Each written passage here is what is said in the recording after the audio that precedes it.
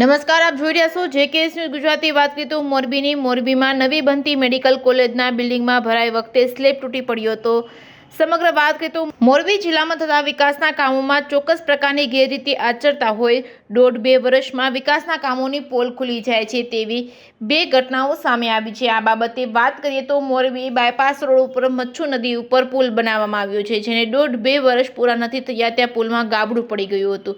તો મોરબીના સનાળા ગામ પાસે રાજકોટ રોડ ઉપર નવી મેડિકલ કોલેજ બનાવવામાં આવી હતી, જેના બીજા માળે ઉપર સ્લેબ ભરવાની કામગીરી ચાલતી હતી. તે દરમિયાન સ્લેબ તૂટી પડતા કામ કરી રહેલા મજૂરને ઈજા થઈ હતી. ઈજાગ્રસ્ત મજૂરને સારવાર માટે હોસ્પિટલ ખાતે ખસેડવામાં આવ્યો હતો. જો કે એક મજૂર કાટમાળ વચ્ચે દબાઈ ગયેલ હોય તેનું રેસ્ક્યુ ની કામગીરી હાથ ધરાઈ હતી અને બહાર કાઢવામાં આવ્યો હતો. રાજ્ય સરકાર દ્વારા મોરબીમાં નવી મેડિકલ કોલેજ મંજૂર કરવામાં આવી છે. જો નવી મેડિકલ કોલેજ બનાવવા માટેની કામગીરી હાલમાં મોરબીના સનાળા ગામ પાસે ચાલી રહી છે. 500 કરોડ રૂપિયાના ખર્ચે નવી મેડિકલ કોલેજ બનાવવા માટેનું કામ ચાલી રહ્યું છે, જેમાં બીજા માળ ઉપર સ્લેબ ભરવા માટેની કામગીરી કાલે રાત્રિના 8 વાગ્યાના સમયગાળા દરમિયાન કરવામાં આવી રહી હતી. ત્યારે કોઈ કારણોસર સ્લેબ તૂટી પડ્યો હતો, જેમાં લોખંડના સળિયા અને સિમેન્ટ કોન્ક્રીટનો જે માલ હતો તે સાથે ઉપર કામ કરી રહેલા મજૂરો નીચે પહેલા માળ ઉપર પટકાયા હતા. તે દરમિયાન કેટલાક મજૂરો હેમખેમ હોવાથી તેઓ દોડીને નીચે ઉતરી ગયા હતા. એક મજૂર લોખંડના સળિયા અને બાંધકામના